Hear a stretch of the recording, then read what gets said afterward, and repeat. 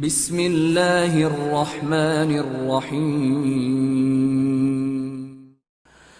عزیزان محترم، امام محمد تقی علیہ السلام کی ولدیت تک کا انکار کیا گیا ہے۔ توجہ فرمائیں، کتنے حالات سخت ہوتے ہیں انسان کے لیے، سوچنے کی بات ہے۔ جیسا کہ میں نے بیان کیا اپنی گزشتہ گفتگو میں کہ امام رضا علیہ السلام کو دنیا نے ابتری کا طعنہ دیا کہ آپ بے اولاد ہیں، آپ ابتر دنیا سے جانے والے ہیں۔ اور جو لوگ تھے نا امام محمد تقی علیہ السلام کے زمانے میں، اب آپ یہ دیکھیں کہ یہاں تک کہ امام رضا علیہ السلام تک کی ولایت کا انکار کر بیٹھے تھے لوگ بہت سے، اور امام موسیٰ کاظم علیہ السلام کے نام کو استعمال کرتے ہوئے ان کے نام پر موقوف ہو گئے اور ایک سلسلہ باقاعدہ ایک فرقہ بنا دیا واقفیہ۔ امام رضا علیہ السلام کی ولایت کا انکار کرنے والے امام محمد تقی علیہ السلام کی ولایت کو کیسے تسلیم کر لیتے؟ تو کچھ موقع پرست لوگ اس بات میں تلے ہوئے تھے کہ خود ائمہ اہل بیت علیہم السلام کی اولاد میں اختلاف پیدا کر کے فرقہ واریت قائم کر کے نسلوں کے اندر اختلافات قائم کر دیے جائیں، لیکن پروردگار عالم نے اس طریقے سے نور بصیرت کے ذریعے سے مومنین کو محفوظ رکھا ان گمراہیوں سے کہ جس کے اندر دنیا مومنین کو، مسلمانوں کو اور لوگوں کو دھکیلنا چاہتی تھی۔ تو آپ یہ دیکھیں کہ امام رضا علیہ السلام کی ولایت کا انکار کیا گیا، امام رضا علیہ السلام کو ابتری کا طعنہ دیا گیا، اور یہاں تک کہ امام رضا علیہ السلام جب اپنے بیٹے امام محمد تقی علیہ السلام کا تعارف کروا رہے ہیں لوگوں کے سامنے، توجہ کیجیے گا، تو یہاں تک کہ لوگوں نے امام محمد تقی علیہ السلام کی ولدیت ہی کا انکار کر دیا کہ یہ امام رضا علیہ السلام کے بیٹے نہیں ہیں۔ کتنا بڑا المیہ ہوتا ہے۔ ابھی امام رضا علیہ السلام، اب آپ اندازہ لگائیں عزیزان محترم کہ جب امام کی زندگی میں امام کی اولاد کے ساتھ لوگوں کا یہ رویہ تھا، تو جب امام رضا علیہ السلام دنیا سے چلے جائیں گے تو امام محمد تقی علیہ السلام کے ساتھ یہ دنیا کیا کرنے والی ہے؟ تو جہاں چاہنے والوں کا یہ حال ہو، بے معرفت لوگ ہوں، تو جو خود ٹاک میں بیٹھے ہیں بنی عباس کے خلفاء، بادشاہ، حکام اور دشمنان اہل بیت، ان سب کا رویہ کیا ہوگا امام محمد تقی علیہ السلام کے ساتھ؟ یعنی آپ یہ دیکھیں کہ امام رضا علیہ السلام کو ذہنی اذیت پہنچانے کے لیے امام کی ولدیت کا انکار کر دیا لوگوں نے۔ اچھا، اور حد یہ ہے کہ امام رضا علیہ السلام سے اس بات کی خواہش کی کہ اچھا ہم ایسا کرتے ہیں کہ ہم جو ہے قیافہ شناسوں کو بلاتے ہیں، وہ بتائیں گے کہ یہ کس کا بیٹا ہے۔ کتنا بڑا المیہ ہے۔ یعنی آپ یہ دیکھیں کہ امام رضا علیہ السلام کی سچی زبان، کہ جس کی زبان سے معجزات دیکھ چکے ہیں، جن کے کردار سے معجزات دیکھ چکے ہیں، بارش کا برسنا دیکھ چکے ہیں، بادلوں کا برسنا دیکھ چکے ہیں قحط سالی کے اندر، یعنی امام رضا علیہ السلام کا وہ معجزہ دنیا دیکھ چکی ہے عزیزان محترم، کہ جو شیر کو نکالا تھا قالین سے، یعنی امام رضا علیہ السلام کی امامت کو دیکھ چکے ہیں، ان کے معجزات کو دیکھ چکے ہیں، ان کی کرامات کو دیکھ چکے ہیں۔ اس کے باوجود آپ دیکھیں، اس کا مطلب یہ ہے کہ یہ کوئی سیاسی پہلو تھا کہ جہاں امام محمد تقی علیہ السلام کی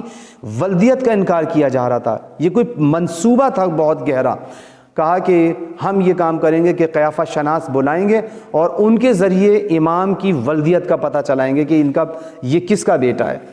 امام نے کہا ٹھیک ہے، تم یہ بھی کر کے دیکھ لو، اور اس طریقے سے امام محمد تقی علیہ السلام کو سب کے بیچ میں لا کر کھڑا کر دیا گیا، اور امام رضا علیہ السلام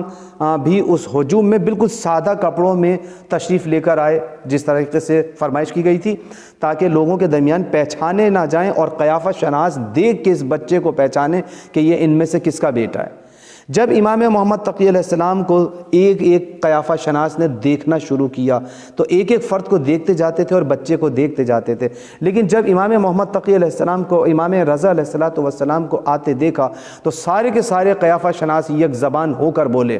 کہنے لگے کہ خدا کی قسم یہ بچہ اسی فرد کا ہے جو ابھی داخل ہوا ہے۔ اس لیے لوگوں نے پوچھا وہ کیسے؟ کہا کہ اس کی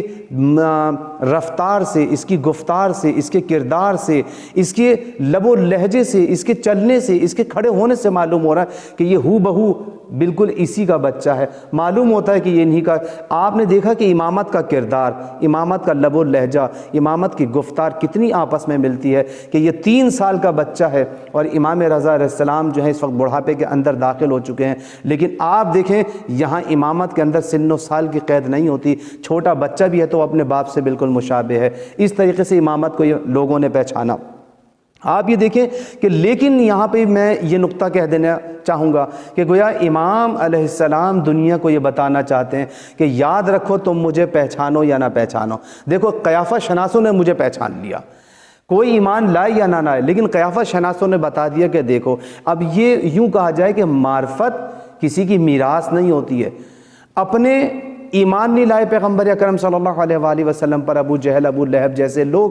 لیکن ایمان لائے تو سلمان فارسی کتنی دور سے چل کر آ کر پیغمبر اسلام صلی اللہ علیہ وآلہ وسلم پر ایمان لے کر آئے۔ لیکن عزیزان محترم یہ بات بھی ذہن میں رکھنے کے قابل ہے، اگر کوئی ایمان لاتا ہے تو اس کا اپنا فائدہ ہے، نہیں لاتا تب بھی امام کا کوئی نقصان نہیں ہے۔ آپ یہ بتائیے کہ اگر پیغمبر اکرم صلی اللہ علیہ وآلہ وسلم پر اگر ابو جہل ایمان نہیں لایا تو کیا پیغمبر اسلام کا نقصان ہوا؟ اگر مولائے کائنات پر لوگ ایمان نہیں لائے تو کیا مولائے کائنات کا نقصان ہوا ہے؟ امام حسن علیہ السلام پر ایمان نہیں لے کر آئے بہت سارے لوگ، اذیتیں پہنچائی ہے، تو کیا امام حسن علیہ السلام کا نقصان ہوا؟ لیکن نہیں، امام یہی کہتے ہوئے نظر آئیں گے کہ مجھے تو بس اس بات کی فکر ہے، تم میری شناخت کو چھوڑ دو اور میری امامت کے بارے میں بحث مت کرو، تم اپنی موت کے بارے میں فکر کرو۔ اس لیے کہ پیغمبر اکرم صلی اللہ علیہ وآلہ وسلم نے کیا ارشاد فرمایا تھا؟ مولا کہہ کر گئے، پیغمبر اسلام صلی اللہ علیہ وآلہ وسلم نے ارشاد فرمایا،